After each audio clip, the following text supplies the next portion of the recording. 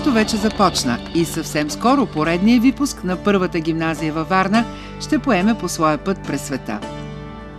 2015 година е специална, защото училището отбелязва 135 години от създаването си и 50 години като езикова гимназия.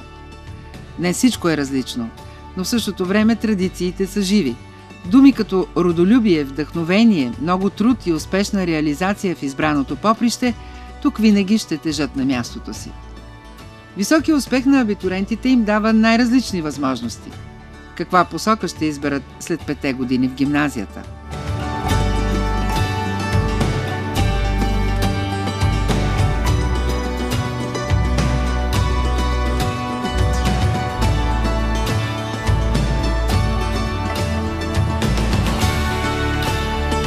Класът вече не е само магическа среща между учителя и учениците. Това е територия на духа, в която светът нахлува неумолимо с ритъма на модерните технологии. В историята остават трудните уроци и класни, презентациите с дъх на откривателство.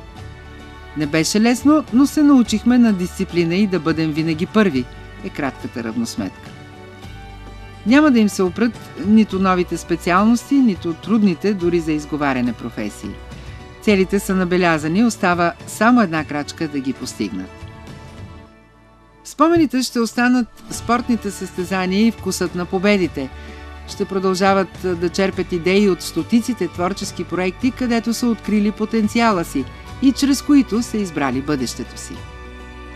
През 5 години в първата гимназия на Варна момчетата и момичетата се учат да бъдат най-добри в това, което правят. Да отглеждат своя състезателен дух, който ще ги окрилява да превземат следващите височини. Научили се и още нещо невидимо на пръв поглед. Да остават завинаги част от една общност – първата гимназия на Варна. Тя ще ги събира след години, ще ги кара да се връщат от дома край морето, да споделят успехи и намерения, да благодарят на своите учители.